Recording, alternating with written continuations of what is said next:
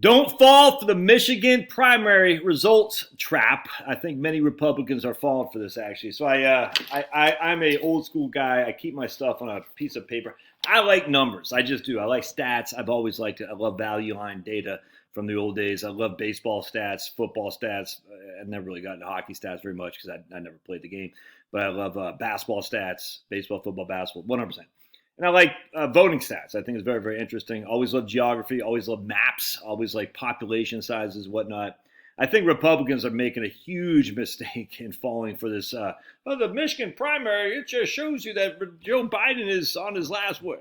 I'm telling you, man, I'm going to show you otherwise. So I want to share with you guys something. First and foremost is that you're not going to be able to see this very well, but I looked at this right here is a population size of Michigan going from 2000 to 2008.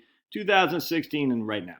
You see, it's basically 10 million people. 10 million people in the state of Michigan. It hasn't really changed at all. All right. I'm going to show you the level of, from those same years, this is the GOP primary. 1.1 million in 2000, right here. All right, so that's when there was an open election. All right, Clinton was getting ready to, he had served his term, so he had an open election. So we had McCain running against Bush, and McCain actually won. 2008 was an open election. All right, George W. Bush was gone, so we had another open election in 2008. All right, that's when both parties have candidates they want to win. There's no incumbent. And the Republicans went from 1.1 million to 835,000, a pretty significant drop. And then, of course, we got crushed. We didn't get crushed. Sarah Palin, when she came on the ticket, I got a stupid T-shirt under this shirt. It's driving me crazy. She energized Republicans that we were actually freaking right there with stinking Obama. But then McCain, because he just sucked. He royally just sucked. He's not going to suspend my campaign. It's just so freaking stupid, dude. Anyway, it was idiotic. And after that, it was all she wrote. What a fool, that guy. Anyway, so you can see a massive drop off from 1.1 to 835,000. In 2016, another open election. It was still less than it was in 2000. 16 years later, still less than it was in 2000. 987,000 people in the primary, another open election. This year won't be an open election because Biden is the incumbent, in theory. All right, so this year we actually had a pretty good turnout, a better turnout than 2016, over almost 1.1 million, basically. And again, the population size is roughly the same, so you can't attribute to population size. It's really just motivation. All right. So that's good. So everyone's like, hey, Trump, blah, blah, blah, blah. All right. It's better than it was in 2008, 2016, and it's much better than it was in 2020 when Trump was the incumbent. But that's what I want to show people here. So we're going to show you right here. Trump was the incumbent in 2016. He only had 640,000 voters. That was it. All right. Now, this freaking idiot, Bill, I shouldn't say that. These two fools, Bill Weld, I shouldn't say that. These two, what's a good word? People. They didn't do anything. So we got uncommitted here. So Trump got 640,000 votes. All right. What did Biden get this time in 2024? 623,000. 623,000. Now Biden's the incumbent. Trump only got 640. Biden got 623. Now Biden went on to win Michigan, and at the end of the day, it was 150,000 votes. It wasn't nearly as close as it was for Trump in 2016. Whatever you want to say about that, Biden won pretty decisively. That's just a fact. All right, so you can say, well, look, Trump's numbers in 2020 were low. Biden's numbers were low here as well. And then people are going to say, look at all these uncommitted votes. You had 100,000 uncommitted. People are like, 100,000 people did not want to vote for Biden. All right, you think check this out. Watch this. I'm going to show you something. Here's 2008. Hillary only got 328,000. There's uncommitted was 238,000. All right, because Brock wasn't even on the ballot for some reason. I don't know why he got no vote, but he got delegates. I don't know what that's about. No, we just went outside. You can see here in 2008, basically the Democrats only had 600,000 votes, and in 2008, Republicans had more. Republicans had 835,000 votes in their primary, and Democrats only had 600,000. Now, one of the reasons maybe is because of previous years, the Democrats were in a caucus, which is kind of like Iowa. Maine used to have a caucus. I don't know if they still do or not anymore. A caucus is basically the back rooms, smoke-filled back rooms. So I'm not sure if Obama was not able to get on the primary. I don't know. But there's a massive amount of uncommitted. You could say those are just Obama votes. Either way, they had less turnout in 2008 than the Republicans did in terms of their primary. And this is an open election. All right. So again, right here, but basically 600,000 people. We go to primary year 2008 Republican. We're going to go to Michigan, right? Where was it? Hold on a second. Scroll on down, scroll on down. It's down here someplace. Let me pause it. And here's Michigan. So do we have more enthusiasm for the Republicans?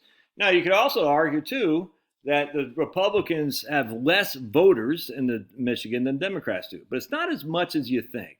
There's a pretty significant, according to Gallup at least, there's a pretty sizable minority of independent voters. Actually, they're all three are minorities. Republicans are roughly 30, Democrats are roughly 40, 35 to 40, give or take, and the independents are the rest.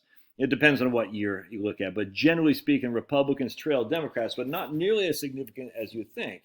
And so you can't sit there and say, oh, my goodness, the Republicans are they had more motivation. I mean, you can say this in their 2008 primary relative to the voting size than the Democrats did, because the Democrats only had 600,000 people that turn out with a higher voter party affiliation.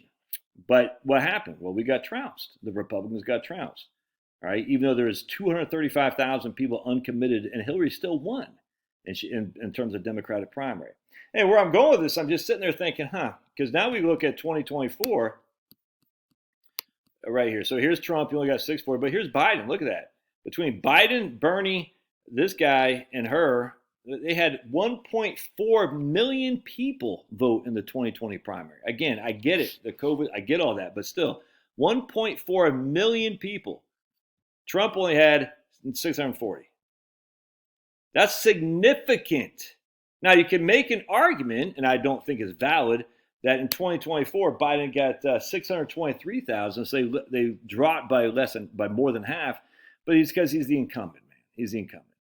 You can make an argument, well, that means the Democratic enthusiasm is flailing. I don't think so. I just think it's the incumbent. Because remember, Trump got, in 2016, there's almost 1 million primary voters in Michigan. In 2020, there's, again, 640,000 for the Republicans, I'm saying.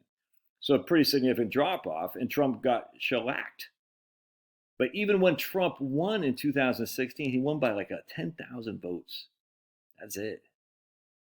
So even if that is indicative of the lack of enthusiasm for Joe Biden, it might well be. The Republicans have been here before. We had 1.1 million voters in the primary in 2000, and we got smoked in Michigan.